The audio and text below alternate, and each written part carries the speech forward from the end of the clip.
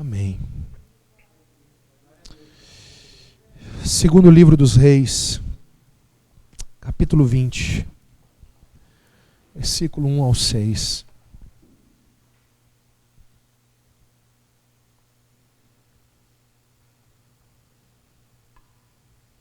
Segundo livro dos Reis, capítulo 20, versículo 1 ao 6. Nós iremos ler um relativo bom número de versículos, porque nós teremos pouco tempo. Então eu não vou poder ler durante a pregação com você. Então eu quero ler para que você preste atenção, para você entender a história que nós vamos trabalhar. Segundo livro dos Reis, capítulo 20, versículo 1 ao 6. Diz assim a palavra do nosso Deus. Naqueles dias, Ezequias adoeceu e estava perto da morte. O profeta Isaías, filho de Amós, veio falar com ele e lhe disse: assim diz o Senhor, põe a tua casa em ordem, porque morrerás e não viverás. Então virou Ezequias o rosto para a parede e orou ao Senhor: ah, Senhor, lembra-te de que eu andei diante de ti com fidelidade e integridade de coração, e fiz o que era reto aos teus olhos. E Ezequias chorou muitíssimo.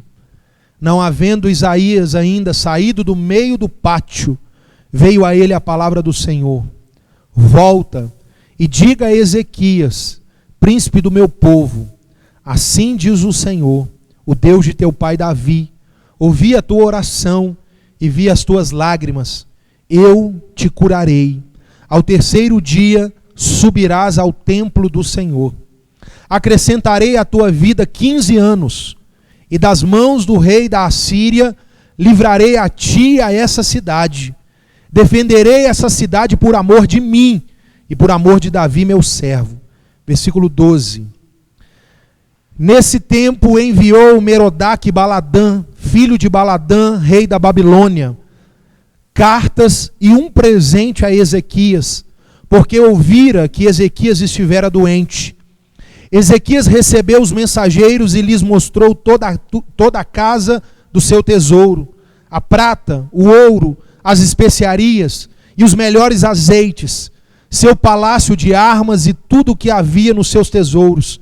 Coisa alguma houve que não lhes mostrasse, nem em seu palácio, nem em todo o seu domínio. Então o profeta Isaías veio novamente e disse a Ezequias: que disseram aqueles homens e de onde vieram a ti? Respondeu Ezequias: de um país muito distante vieram, da Babilônia. Perguntou o profeta: que eles viram em teu palácio? Respondeu Ezequias: tudo o que há no meu palácio eles viram, coisa nenhuma há nos meus tesouros que eles não viram.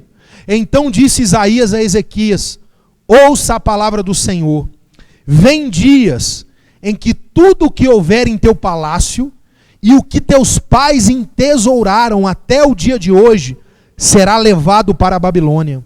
Não ficará coisa alguma, diz o Senhor, e até mesmo os teus filhos que descenderem de ti e que tu gerares, tomarão para que sejam eunucos no palácio do rei da Babilônia. Passa comigo mais 2 livros, nós vamos ler só mais 2 versículos dessa mesma história. Segundo livro das Crônicas, capítulo 32, por favor. Segundo livro das Crônicas, capítulo 32, versículo 24 e 25. Segundo livro das Crônicas, capítulo 32, versículo 24 e 25. A mesma história, diz assim: naqueles dias adoeceu Ezequias, estava à morte, orou ao Senhor, que lhe respondeu e lhe deu um sinal.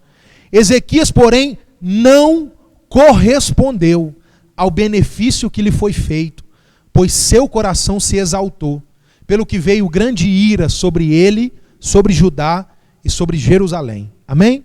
Feche seus olhos. Deus, é a tua palavra que lemos, e é um privilégio para nós termos ela diante dos nossos olhos. Mas mais do que isso, Deus, precisamos dela dentro do nosso coração. Por isso eu oro a Ti, pedindo ao Teu Espírito Santo, aplica ela ao nosso coração. Não nos deixe, Senhor, estar nesse ambiente de culto, mas com a mente e o coração longe daqui. Que estejamos aqui, Senhor, atentos à Tua voz. Toda dispersação, desatenção, saia do nosso meio. Que os nossos ouvidos estejam voltados para o Senhor. Os nossos olhos estejam em Ti. É o que eu oro em nome de Jesus. Amém? Se assente, se for possível, dê um aplauso ao Senhor Deus.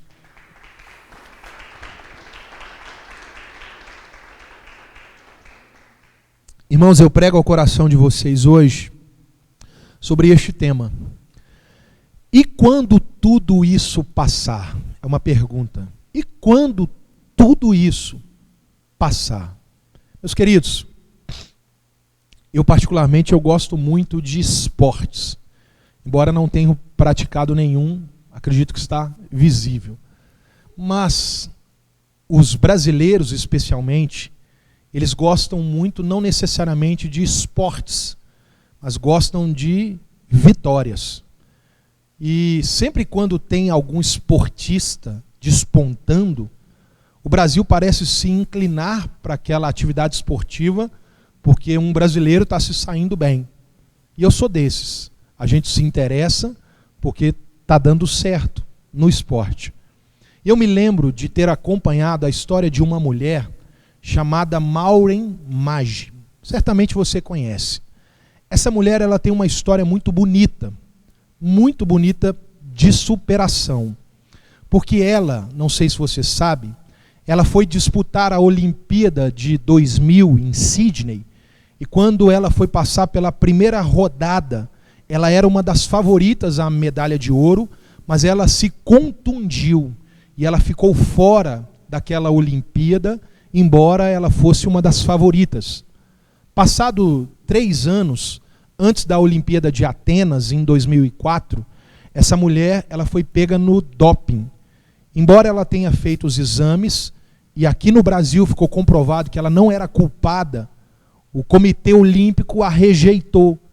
E ela não pôde participar das Olimpíadas de 2004, mesmo estando no auge da sua forma. Essa mulher parou de treinar, ela desistiu da sua carreira. Mas quando chegou no ano de 2005 e a punição acabou, estimulada pelo seu treinador, ela decidiu voltar a treinar.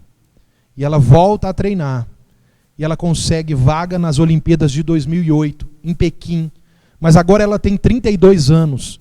Ela já está velha para uma atleta. Mas esta mulher, ela consegue chegar na final.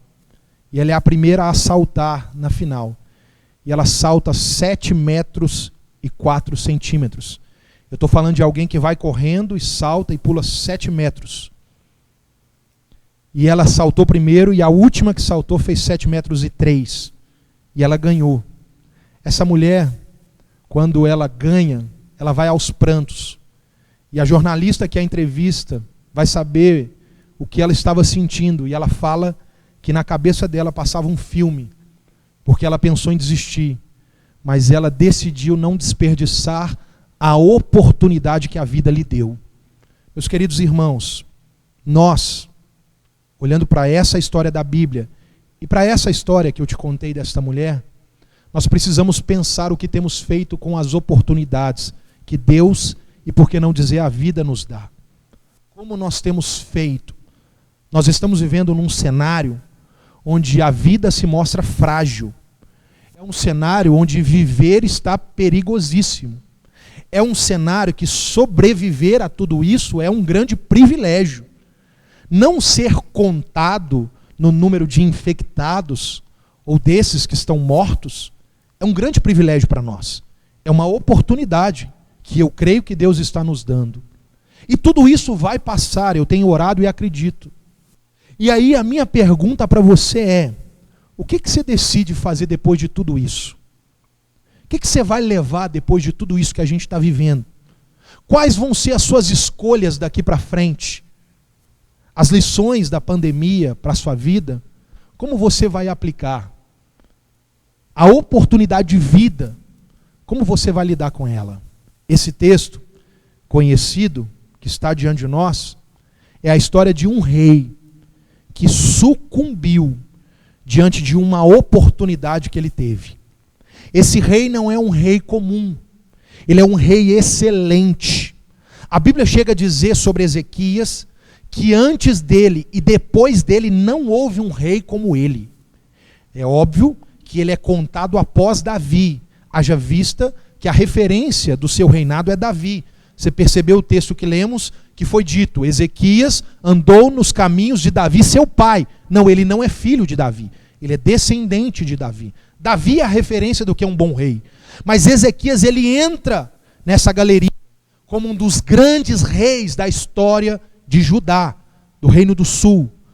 Ele reinou num período também perigosíssimo, como esse que a gente está vivendo, onde a Assíria governava. E a Assíria estava prestes a dizimar o reino do norte, com Salmaneser, era um imperador assírio. Então ele estava num momento onde o maior exército do mundo antigo estava para atacar o país ou o reino que fazia fronteira com ele. Portanto, esse homem, ele dependia muito de que Deus o livrasse. E se você prestou atenção no texto que lemos, Deus disse para ele que livraria o reino dele da Assíria por amor de mim. Deus falando. Deus livra não por amor a Ezequias, mas por amor ao próprio Deus, ao nome de Deus, à glória de Deus, a quem Deus é. Deus faz isso. Só que, embora esse homem esteja reinando num cenário de livramento, de prosperidade, embora esse homem esteja reinando num reinado exemplar, a crise bate-lhe a porta. Porque as crises são assim. As crises não tocam trombeta para chegar.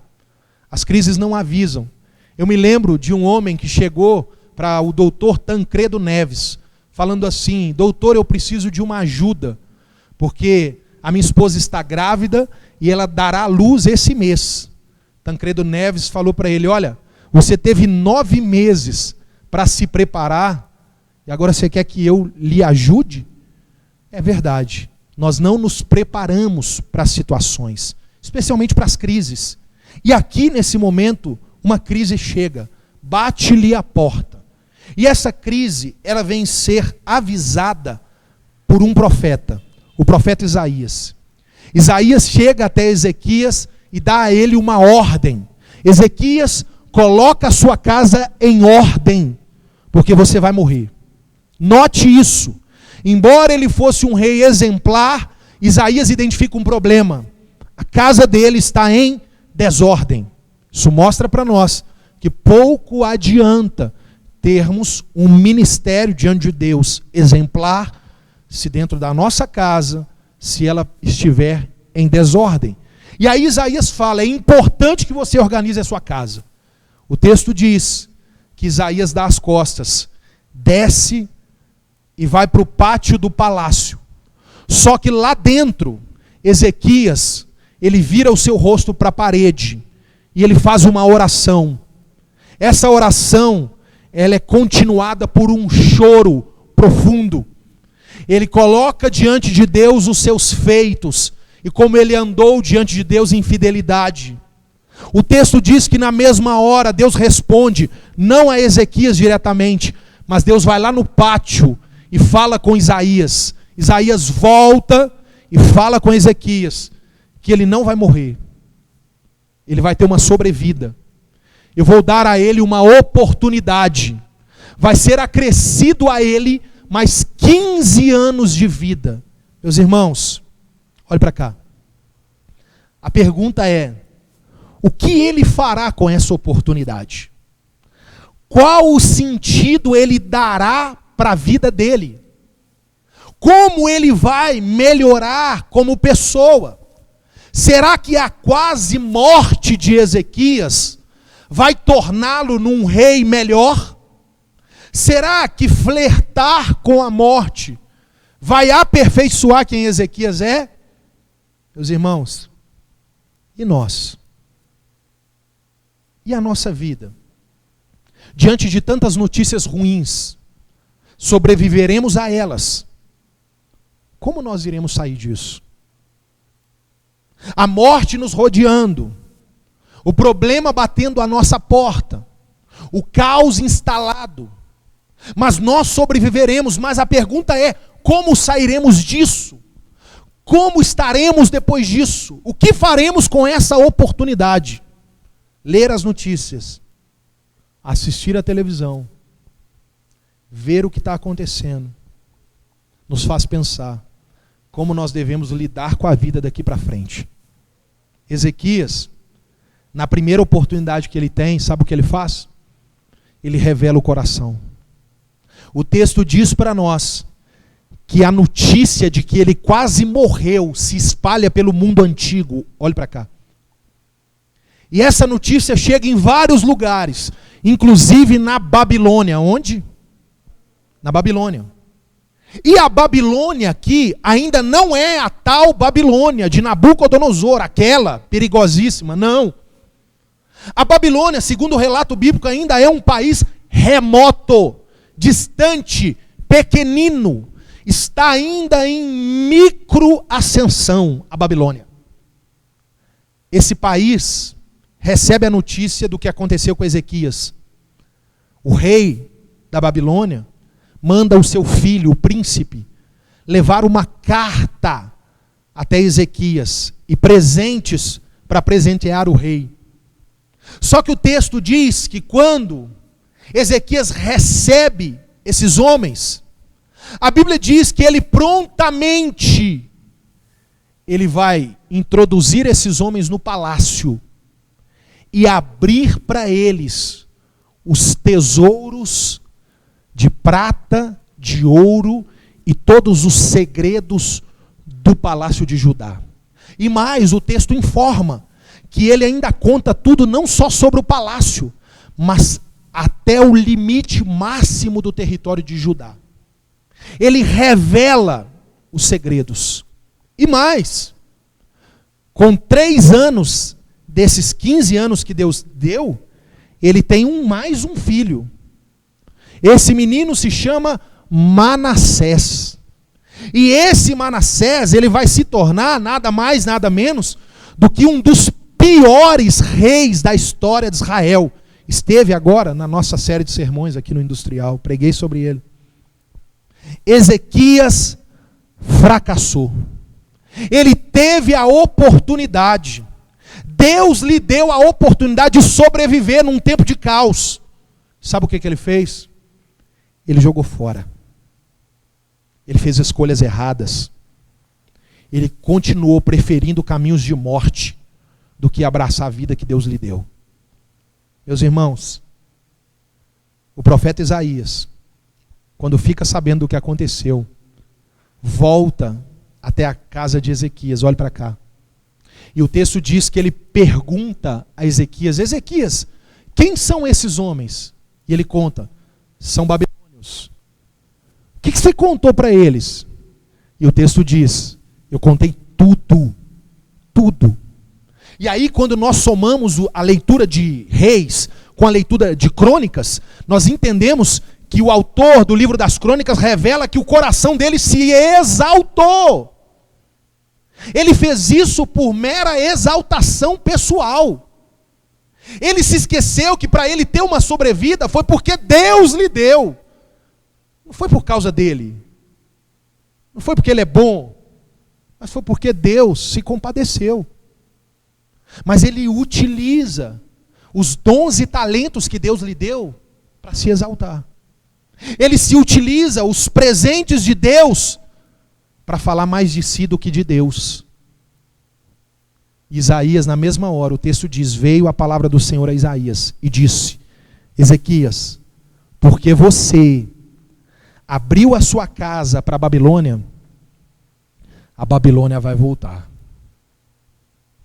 E ela virá contra os seus filhos. E os tesouros que você mostrou, os tesouros que os seus pais entesouraram, ela vai levar tudo e não vai sobrar nada. Meus queridos irmãos, o caminho para concluir, para perguntar a você, ou para questionar a você e a mim mesmo, como nós temos usado as oportunidades que Deus já tem nos dado, e mais, como nós vamos usar as oportunidades que Deus nos dará depois de tudo isso que temos vivido. Nós vamos procurar agradar a Deus, nós vamos procurar a vontade de Deus, nós vamos querer achar a vontade de Deus na nossa vocação, na área que Ele quer que a gente atue, ou nós vamos fazer como Ezequias, nós vamos achar que a oportunidade de vida é para ser vivida de qualquer jeito, que a oportunidade do fôlego de vida é para a gente fazer as nossas próprias escolhas. Não, meus irmãos, quando tudo isso passar, eu pergunto a você, mas não precisa responder, o que você vai levar de tudo isso? O que você aprendeu? Quanto você vai ser grato? Como é que vai andar a gratidão em seu coração? Você lembra da Maureen? Quando ela parou de treinar, ela teve uma filha. Assim como Ezequias. Ela aproveitou o tempo parada para engravidar. Como atleta é difícil. E se você procurar a imagem no YouTube, quando ela ganha, ela vai na arquibancada e ela começa a fazer um sinal pedindo um telefone. E alguém entrega para ela um telefone. E ela pega o telefone lá da China e liga para o Brasil. Ela está ligando para uma menina de 3 anos chamada Sofia. E havia uma câmera da Globo lá na casa lá dos pais dela. E filma ela falando: filha, eu te amo. Nós estamos no Dia das Mães. E essa história eu trago para pensar sobre isso. Essa mulher, ela abraçou as oportunidades. E ela conseguiu sair com uma filha e com uma medalha de ouro. Eu pergunto a você aqui nessa noite, como que você vai sair de tudo isso? O que você vai levar de tudo isso? O seu amor aos seus filhos? O seu casamento? O seu amor à igreja? A disposição para o seu dom, para o seu talento? O compadecer? O amor? O sentimento? Como que você vai levar? Se coloque de pé no seu lugar.